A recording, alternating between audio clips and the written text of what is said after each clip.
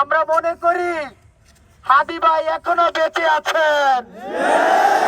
হাদি ভাই যে লড়াই থেকে গিয়েছেন, সেই লড়াই আমরা আজীবন সংগ্রাম চালিয়ে যাব। আমরা মনে করি হাদি ভাই যে ভারতীয় আগ্রাসনের বিরুদ্ধে লড়াই জারি রেখেছিল, সেই লড়াই আমরা জারি রাখবো না। সেই লড়াইকে আমরা জারি রাখবো। হাসিনার বিরুদ্ধে কি লড়াই জারি রাখবো? যে হাসিনাকে ভারত আশ্রয় দিয়েছে, যে জুলাই সন্ত্রাসীদেরকে ভারত আশ্রয় দিচ্ছে, সেই ভারতীয় আধিপত্যবাদের বিরুদ্ধে কি আমাদের লড়াই থাকবে? এই মোদির আধিপত্যবাদের বিরুদ্ধে কি লড়াই থাকবে? আমরা জানি আমাদের প্রাণনাশের হুমকি রয়েছে, আমাদের শত শত ফোন করে হুমকি দেওয়া হয়, আমাদের মৃত্যু ভয় দিয়ে লাভ নেই। এক হাদি মরে যাবে, আরেক হাদি জন্ম নেবে। আমরা একই সাথে বলতে চাই, এই হাদি মরার পেছনে অন্যতম দায়ী এই ইন্টারিম সরকার, এই ইউনূস সরকার। এই ইউনূস সরকার মোটা দাগে ব্যর্থ। তারা এখন পর্যন্ত অপরাধীদেরকে গ্রেফতার করতে পারেনি। আমরা মনে করি যদি ইন্টারিম সরকার অপরাধীদেরকে গ্রেফতার করতে না পারে, তাহলে ভারতের হাই কমিশনের সাথে কোনো আর নেগোসিয়েশন চলবে না। ভারতীয় হাই কমিশনের সাথে কোনো সম্পর্ক চলবে না।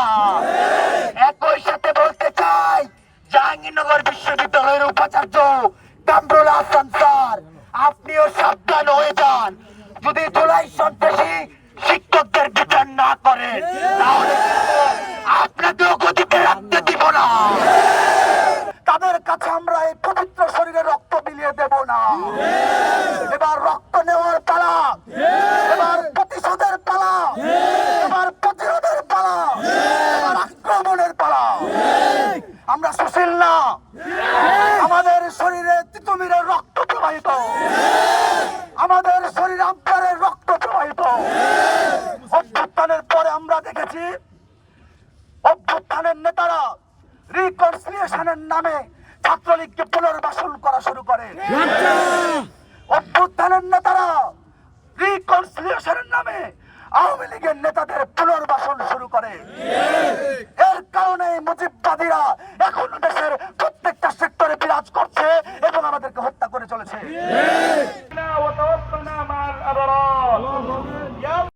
ব্রিটিশদের তাড়িয়েছি, আমরা এদেশে পাকিস্তানিদের তাড়িয়েছি। এখন সময় এসেছে, এখন সময় এসেছে আমাদের বাংলাদেশিদের সার্বভৌমত্বে আঘাত হানার যে মূল শত্রু, সেই ভারতকে, ভারতীয় আধিপত্যবাদকে দেশের মাটি থেকে বিতাড়িত করা। এই শরীফ ওসমান বিন হাদি ভাই 100 বছরের একটি মাস্টারপিস। এই শরীফ ওসমান বিন হাদি ভাইয়ের ভীষণ মিশন ছিল কি, এদেশের সংস্কৃতি, এদেশের মাটি ও মানুষের যে গৌরব, সেই গৌরবকে উচ্চকিত করে সকল প্রকার আধিপত্যবাদকে বৃদ্ধাঙ্গুলি দেখিয়ে দেশ থেকে সরানো। আমাদের সবচেয়ে বড় যে শত্রু, যারা এদেশের মাটিতে এদেশের সম্পদ পাচার করতে চায়, 3 দিক থেকে ঘিরে এদেশের প্রাচুর্যকে পাচার করতে চায়, এদেশের ভেতর দিয়ে অবৈধ সব চুক্তি করতে চায়, এদেশের মানুষকে নির্বিচারে খুন করে ভবিষ্যতে অধিগ্রহণ করার দুঃস্বপ্ন দেখতে চায়, সেই ভারতের বিরুদ্ধে ছিল হাদি ভাইয়ের লড়াই। এই হাদি ভাইয়ের লড়াই আজ শুধুমাত্র হাদি ভাইয়ের নয়, এই লড়াই আজ আমাদের সবার। এই লড়াই আজ আমাদের সবার। শহীদ আবু সাইদ ভাই, এক শহীদ আবু সাইদ ভাই থেকে হাজারো আবু সাইদ তৈরি হয়েছে কিন্তু বাংলাদেশে। আজ এক শরীফ ওসমান বিন হাদি ভাই থেকে লক্ষ লক্ষ হাদি ভাই তৈরি হবে বাংলাদেশে ইনশাআল্লাহ। তারা আমাদের মুষ্টিবদ্ধ হাতকে ধ্বংস করে দিতে চায়, আমরা সেই মুষ্টিবদ্ধ হাতকে পাথর হয়ে তাদের দিকে ছুড়ে দেব। তারা আমাদের বুকের পিঞ্জরকে ক্ষতবিক্ষত করতে চায়, আমরা আমাদের বুকের পিঞ্জরকে লোহার শেকল করে বানাবো। তারা আমাদের চোখের পানি ঝরাতে চায়, আমরা সেই চোখ দিয়ে আগুন ঝরিয়ে তাদেরকে প্রতিবাদ জানাবো। ইন্টারিম সরকার, এই শাহবাগ মদত পুষ্ট ইন্টারিম সরকার, এই শাহবাগ মদত পুষ্ট ইন্টারিম সরকারের ব্যর্থতার কারণে আজ আমাদের প্রিয় ভাই শহীদ হয়েছে। এই ব্যর্থ সরকারের কারণে কাল আরেকজন ভাইকে তারা শহীদ করার পরিকল্পনা করছে। আমরা অবিলম্বে এই জায়গা থেকে ঘোষণা দিতে চাই, আমরা একজন হাদি ভাইয়ের ইন্তেকালে আরো 100 হাদি ভাই জন্ম নিয়েছি, কিন্তু তার মানে এই নয় যে একজন হাদি ভাইকে শহীদ করার দ্বারা আমরা আবার শহীদ হওয়ার জন্য বুক পেতে দিচ্ছি। আমরা এই দেশে হাদি ভাইয়ের মৃত্যুর যে বদলা, মৃত্যুর যে কারণ, সেই কারণ কালচারাল ফ্যাসিজম, ইকোনমিক ফ্যাসিজম, মিডিয়ার দালালেরা, এই সকল দালালেরা, একাডেমিক দালালেরা, জাহাঙ্গীরনগর, ঢাকা, রাজশাহী, চট্টগ্রাম সহ সারা দেশের যে একাডেমিক শিক্ষক নামধারী দালালেরা, এই সকল দালালদের সমূলে উৎপাদন করে আমরা ক্ষান্ত হবো ইনশাআল্লাহ। আবারও বলছি, ভারত আমাদের চিনতে ভুল করেছে, আওয়ামী লীগ আমাদের চিনতে ভুল করেছে। নতুন করে যদি কেউ আমাদের চিনতে ভুল করতে চায়, তাদের কপালে দুঃখ আছে। দৃঢ় কণ্ঠে বক্তব্য দেওয়ার জন্য এখানে দাঁড়ায়নি, আজকে এই শোক এবং প্রতিবাদ মিছিলের উপর এখানে এসে দাঁড়িয়েছি এবং শপথ বাক্য পাঠ করব শহীদ শরীফ ওসমান হাদির রক্তের বদলা নেওয়ার জন্য। শহীদ ওসমান শরীফ হাদির রক্তের কসম, এই দেশের মাটিতে এই ৫৬,০০০ বর্গমাইলের 1 ইঞ্চি মাটিতে আর ফ্যাসিবাদের কোনো জায়গা আমরা দিব না, দিব না, দিব না।